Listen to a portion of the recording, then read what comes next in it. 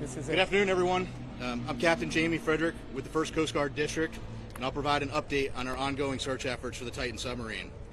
Behind me, or beside me, I should say, you'll see several subject matter experts from the Unified Command who will introduce themselves momentarily. These individuals represent only a small fraction of the many dedicated professionals working around the clock on this complex response effort. We understand this is an extremely difficult time for the families of the missing crew members aboard the Titan, and our thoughts go out to them and the crew. The Unified Command team is working tirelessly to bring all available assets and expertise to bear as quickly as possible in response to this complex operation. And we remain in close contact with the family members and the crew to ensure they are fully aware of our current and future search efforts. Additionally, we have been in close contact with the British and French Consulates General to ensure that they are fully appraised of our efforts, and we are ensuring that their concerns are being addressed. We're incredibly grateful for the full spectrum of international assistance that has been provided, including an expert submariner from the Royal Navy, who's here with us serving aboard as a critical member of our team. Additionally, a team of highly trained French ROV operators departed St. John's last night are en route to aid the search. Moreover, our Canadian partners have been providing critical leadership and significant response capabilities since the beginning of our efforts. Again, this is an incredibly complex search operation requiring both surface and subsurface elements, and our unified approach is critical. The location of the search, 900 miles east of Cape Cod and 400 miles southeast of St. John's, makes it exceptionally difficult to mobilize large amounts of equipment quickly. In spite of those challenges, we've been able to provide continuous air and surface search assets, as well as additional ROV capability to search below the surface. We currently have 5 surface assets searching for the Titan, and we expect 10 total surface assets to search in the next 24 to 48 hours. There are 2 ROVs actively searching, and several more are en route and will arrive by tomorrow morning. We've received incredible support with aviation assets from our Coast Guard Air Station in Elizabeth City, the Air National Guard, and Canadian Armed Forces. Today there are 2 back-to-back P3 flights. One is ongoing now as I speak, totaling 14 hours of continuous on-scene coverage, and 2 C-130 flights, also one ongoing now, throughout the day and into the evening. Yesterday, a Canadian P3 detected underwater noises in the search area. As a result, ROV operations were relocated in an attempt to explore the origin of the noises. Although the ROV searches have yielded negative results, they continue. Additionally, the data from the P3 aircraft has been shared with our U.S. Navy experts for further analysis, which will be considered in future search plans. The surface search is now approximately 2 times the size of Connecticut, and the subsurface search is up to 2.5 miles deep, exponentially expanding the size of the search area.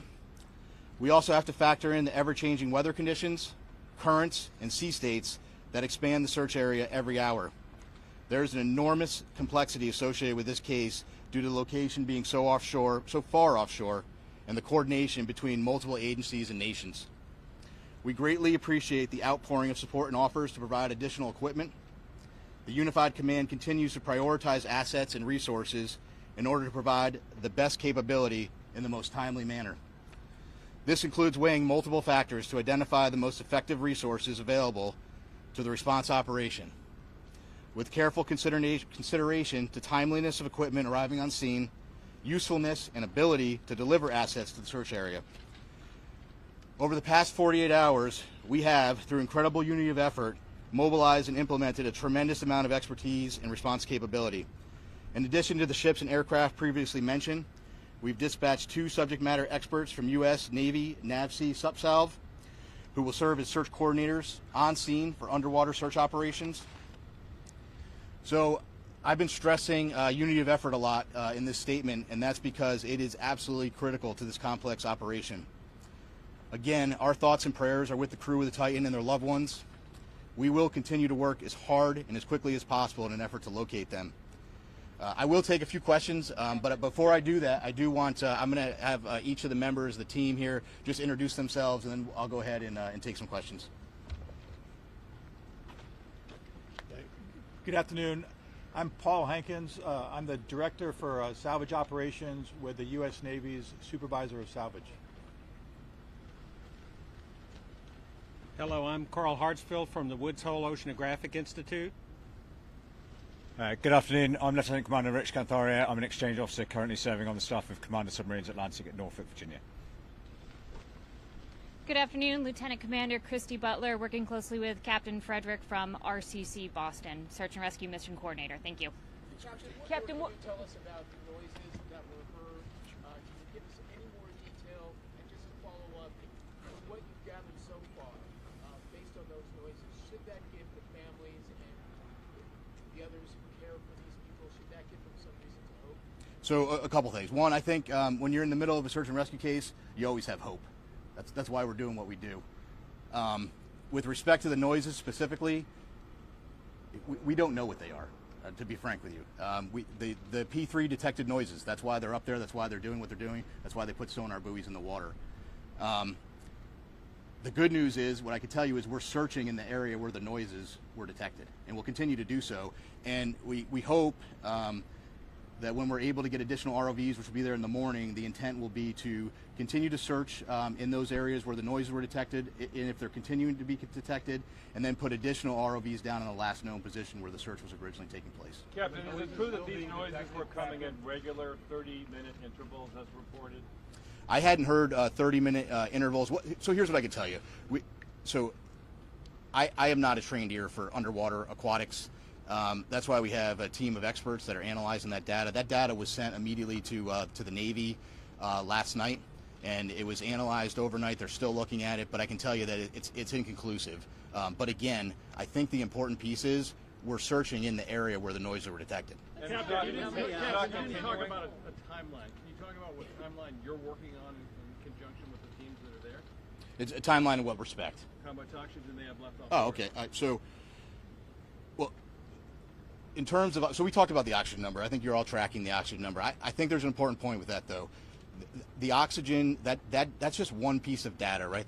There are a lot of pieces of data that we need to consider, and we're continuously looking at that, and we'll continuously do that throughout the search. But that's not the only thing that's important, right? And right now our efforts are solely focused on the search.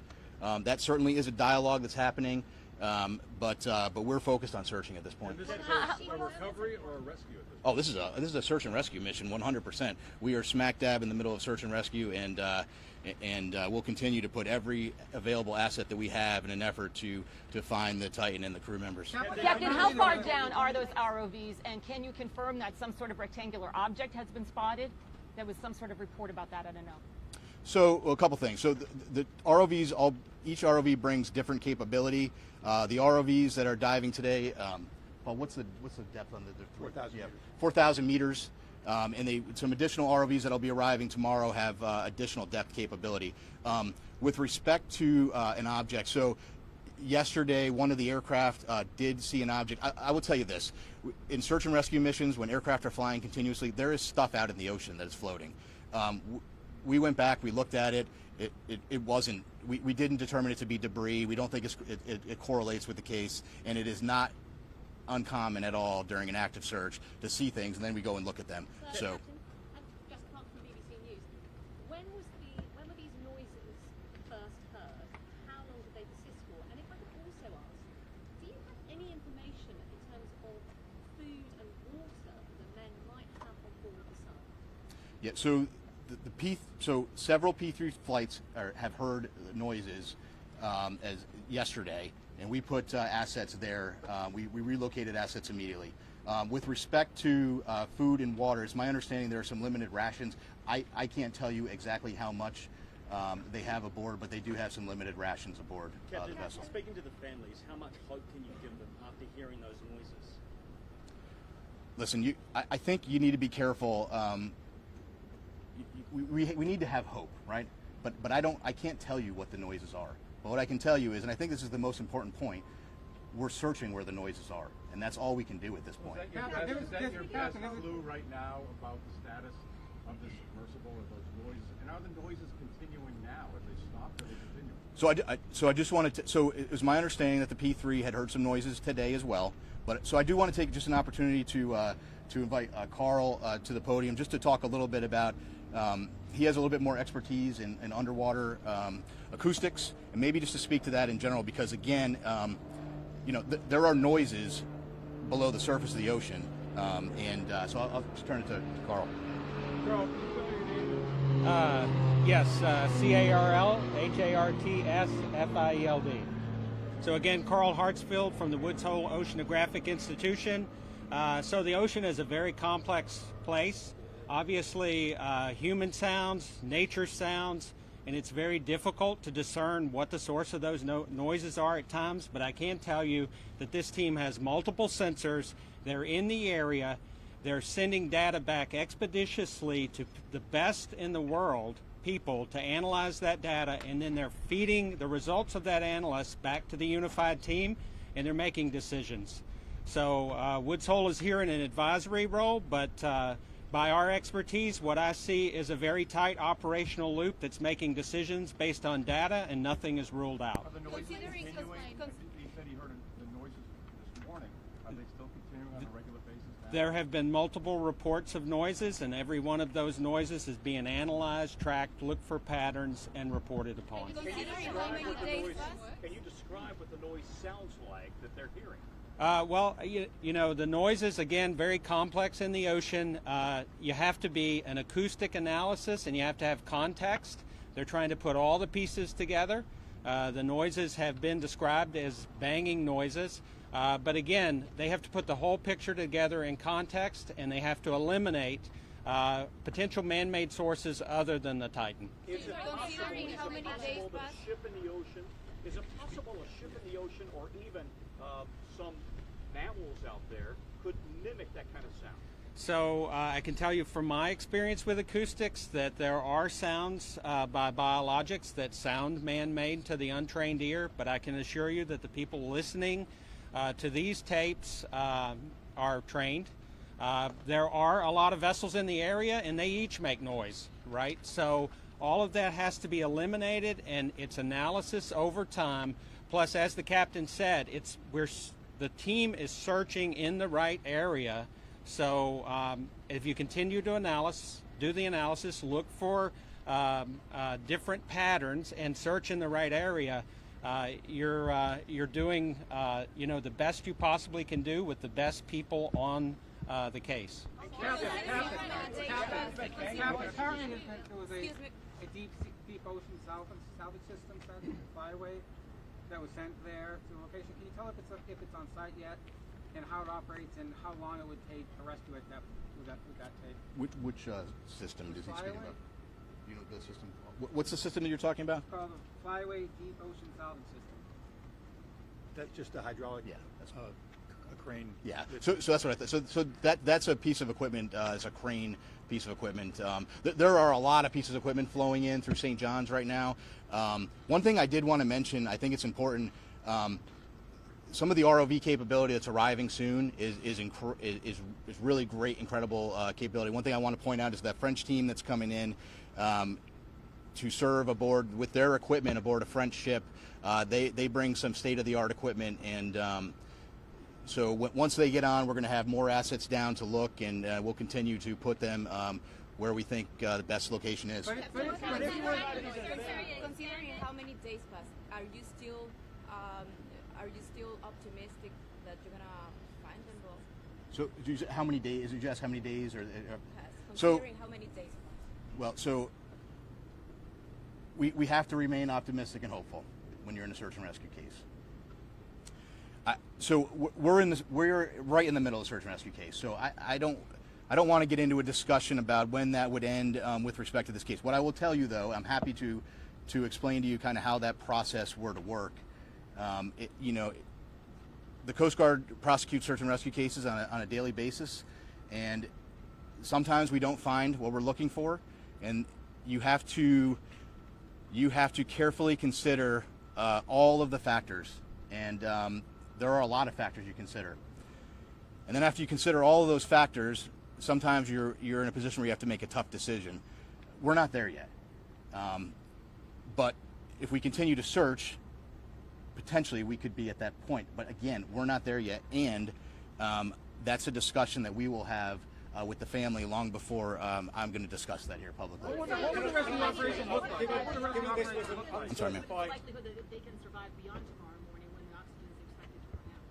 Yeah, so I can't put a number on the like. You know, I'm not going to put a percent. I don't have a percentage number. What I would tell you is that is just one data point, and there are more data points than that we have to look at. So right now we continue to search, and we'll have that later. Captain, if I could, who heard the noises and how often do they hear the noises? Can you just give us any more specifics? Did Sure. they hear them this morning? Were they at 30-minute intervals? Just give us some more specifics. So the report. So And who described them as banging? Sorry, because this gentleman said banging. the noises were heard by a Canadian P3, and that was this morning and some yesterday. I don't know specifically or they're 30-minute intervals, but again, I really think the important point to that is we're in the air, we're searching there. We moved assets and we're searching there, and we'll continue to do so. Could you What just would the rescue operation look like? Go ahead. And I don't know if you mentioned this yet, but is the vessel itself, what's the likelihood that it's actually still operable at this hour, the vessel itself? Yeah, I don't. So listen, whether it's operable or whether it's sitting on the ocean floor, whether it's in the sea column, whether it's in the surface, it's all speculation, and we're just not in the business of speculation. We're in the business of searching, and we're putting everything we can with the data we have to search for the vessel. And I think we'll take one more question. Go ahead, sir. Just want to get a bit more about the role of the Navy and the assistance being provided, as well as the equipment that is being deployed. Yeah, so we asked for some additional subsurface support, and we got that through the Navy, through a liaison officer. He's just one of many team members, and we're greatly appreciative of the British government and all the support they've given us. Can we expect a daily update now on this? So I think the plan will be to do a daily like this. I'm not going to lock into that right now, but we'll keep you informed, and certainly if there's any major developments, we'll let you know. Thank you very much. Thank you so much for attending today's press briefing. That will conclude all questions.